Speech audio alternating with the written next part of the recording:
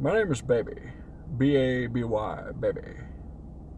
Alright, guys. Well, I'm finally doing it. I am doing movie reviews. Woo! And of course, I am in my car because I don't know where else to film. Currently using my phone, but, you know, it'll get better over time. But the movie we're reviewing today is Baby Driver. I just went to see this about a week ago. Finally have some time to do the review.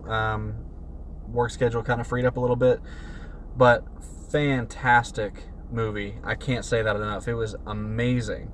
I would totally go see it again if I could afford it, but I can't. But it was written, directed by Edgar Wright. Always amazing. I've seen just about every movie that he's done. Of course, I love all of the movies that he's done with Simon Pegg. It's also starring, and I'm going to read off the list here, so bear with me. Ansel Elgort, Jon Bernthal, Jon Hamm, Kevin Spacey, Jamie Foxx, and Lily James. All were phenomenal throughout the movie. I mean, there's really nothing bad to say about the acting. They were all awesome. I mean, I've never really been a huge fan of Ansel Elgort. I didn't really watch the Divergent series. Honestly, I really wasn't that interested in it, but he did fantastic as the leading guy here. Basically, the movie is about Baby. He owes Kevin Spacey's character a lot of favors, essentially. So he was when he was a kid, he boosted a lot of cars, kind of got into some bad ways, made some bad decisions, and then made a poor decision to the wrong person. He ended up boosting a car from Kevin Spacey and trashed it, basically. So, but Kevin Spacey's character realized how good of a driver he was, so he recruited him to be the driver for all of his heist missions, essentially. So Kevin Spacey's character, he kind of gathers up these like ragtag group of criminals and thieves, sometimes a couple murderers, and that's where Jamie Foxx's character comes in. He's more of the antagonist of the story, kind of just pokes and prods at Baby left and right, trying to like kind of get him to show some emotion, try to see what he's all about.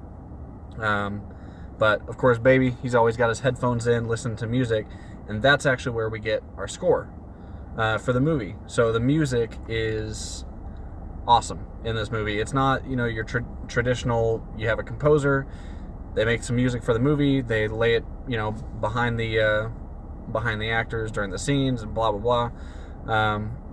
The music is more used to connect you with Baby. So while he's listening to music, you're listening to music. When he's not listening to music, you're not listening to music. You know, if someone takes out his headphone, you know someone took out his headphone, the music stops.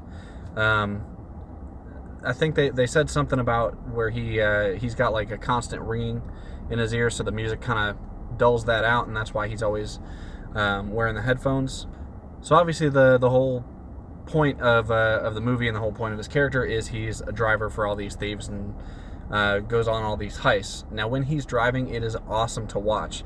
I mean, just the way he drives, and it's always fun to watch someone who's the best at something be the best at something. It you know, it makes you want to leave the movie theater and just go break a bunch of traffic laws.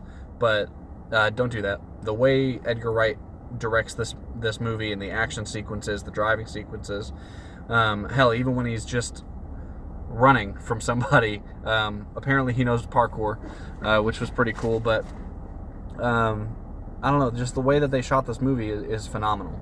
But it's not all action. There's actually a pretty decent amount of comedy. It's pretty subtle, but when it hits, and there's not really, they know exactly when to pick their jokes, when to make the audience laugh, kind of lighten it up a little bit.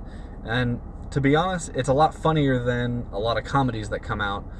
So they had a really good mix of drama and comedy and action. But they've got a few funny little gags, like this one part where Jamie Foxx's character is kind of messing with Baby, and he rips off his sunglasses. He turns away and turns back. Baby's got some more sunglasses on, does it again. Then he's got some more sunglasses on. That was really funny to watch. This one scene where they're trying to pick out what mask they're going to wear. So someone suggests Michael Myers, and so the person goes and buys the mask, and it's Austin Powers, because they thought they meant Mike Myers. So stuff like that, it's really funny. As far as pacing goes, it was really great. You know, it wasn't too long, wasn't too short. It was just the right amount of time, and honestly, the movie ended when it should have ended, which a lot of movies have trouble with nowadays, it seems like. So they did an awesome job with that. Definitely not predictable. There were definitely a few times where I thought I knew exactly where it was going, and it completely took a left turn.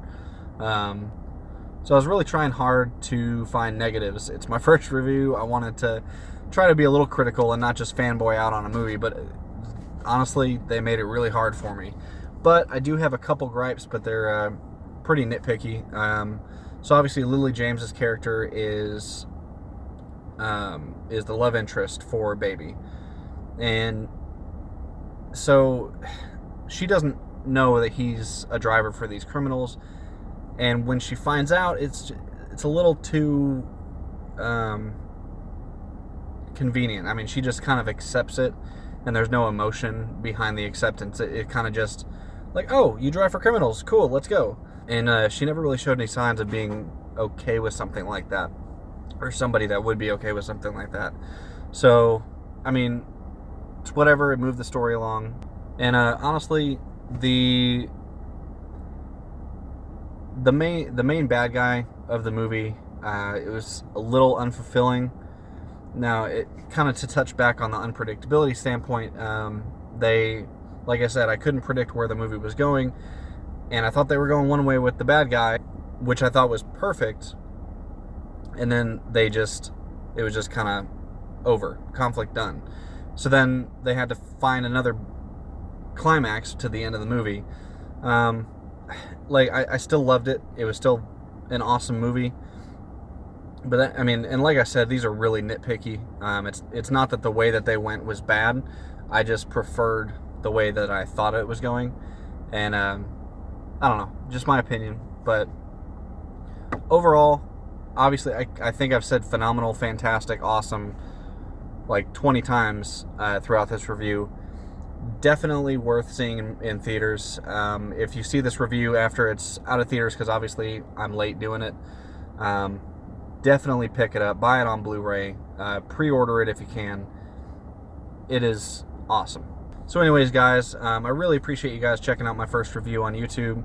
It's something that I've wanted to do for the longest time, but honestly, I just kept procrastinating, and I kept getting nervous that, you know, oh, I don't know if people will actually like it or not. I kind of just said screw it, and you know, I figured, well, guess what? I just had a baby. I want to be a role model for my son Jackson when he grows up. Somebody that goes after what they want, and this is what I want. I want to be talking to you guys every week. So moving forward, my next review, I'm actually going to see Valerian today. I've seen a couple trailers for it, but I really don't know what it's about. So I'm kind of excited. I love going into a movie fresh. So you guys can check me out next time with my Valerian review. I don't really have a set schedule yet, so just keep tuned.